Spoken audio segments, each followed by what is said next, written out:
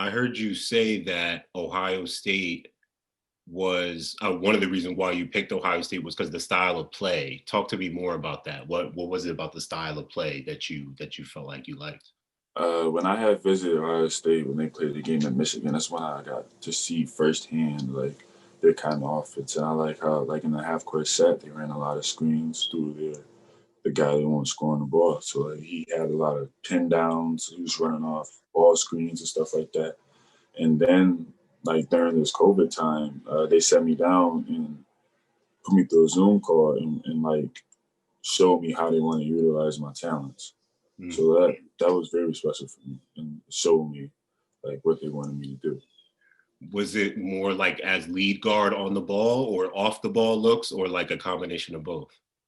It was a combination of both because they told me like they wanted me to play one at times, they wanted me to play two, and sometimes they wanted me to play three. So I talked to you a couple years ago, and that was the first time I watched you play. It was over the summer. Thinking back to 2 summers ago, if you can remember that and where you were, just with your game and everything. Where do you feel like your game has evolved from then to now? My game is still generally the same, but I feel like I've improved at every aspect of my game, especially have put on a bit more size because I was very skinny back then. So I put on about a few pounds of muscle, and I'm just trying to keep putting muscle on and building my endurance and stuff like that. Just getting better physically and mentally. A couple years ago when we talked, I asked you, and it was early, obviously, but what some of your kind of dream schools were. Two of the schools you mentioned were Syracuse and Georgetown. I know you got Syracuse fans kind of upset right now. Um, and I know you know that. And like I said, you mentioned Syracuse and Georgetown, both of which were also in your top six. So how did Ohio State creep in there?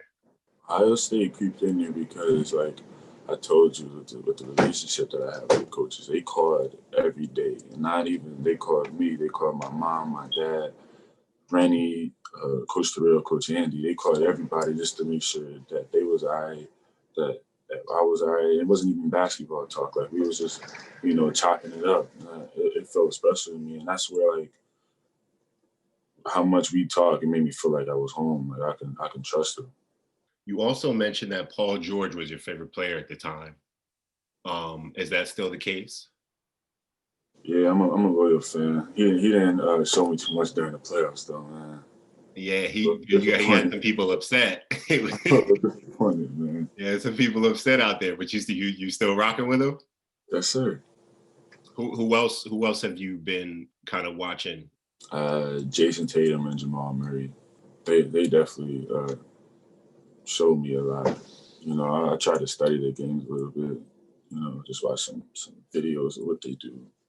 Who have been some of the tougher players that you have had to guard or that you've enjoyed going up against?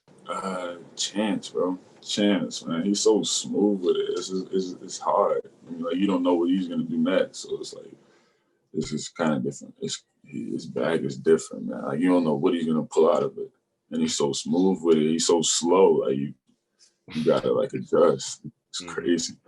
The kid up here, Willie Lightfoot. Every time we played each other, it was always an intense battle. Like, we used to go. We was with each other ever since we was little. We used to play with each other a lot. Like, growing up, we used to be on each other's team all the time. And then we got to high school, and we split schools, and we played each other twice, and that was the most like craziest game I ever been in.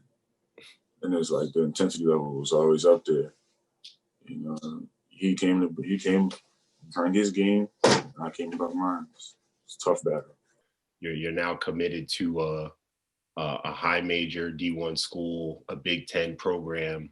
You got a little chin hair coming in now. I see a little bit, a little something. What do you feel like the game is kind of doing for you as you're going through life and just continuing to learn? The wise man told me. He said, "Don't listen to the tone, listen to the message." So with that, like, that kind of just helps me realize, like, it don't matter if you're getting screamed at. Like, just listen to what they saying because they've been here before, so they know what's going on, and like there's gonna be some ups and downs. Like you just gotta fight through it and work hard every day. What would you say to some of those other players who are coming up, who are trying to get to your level, who want to be able to commit one day to a high level school? What did it take for you, and what would you say to them? What it took for me was hard work every day. Plus, you gotta get on the AAU circuit somehow. You gotta be able to be seen, and you gotta be in the spotlight. But me personally, man, I've been up home. Nobody knows where Niagara Falls, New York is. So I just been working hard every day, and then when I get the chance to go out in the spotlight, I go and show out.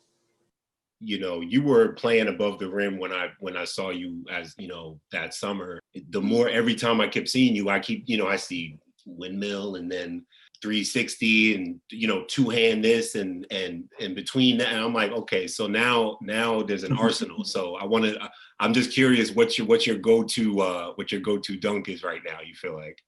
Definitely, like if I get an open break, I'm pulling out the windmill. That's my go-to right now. Windy, that's the go-to right now. My go-to, man. That's my The go-to. 2 foot windy, or 2 foot, 2 foot. Yes, sir.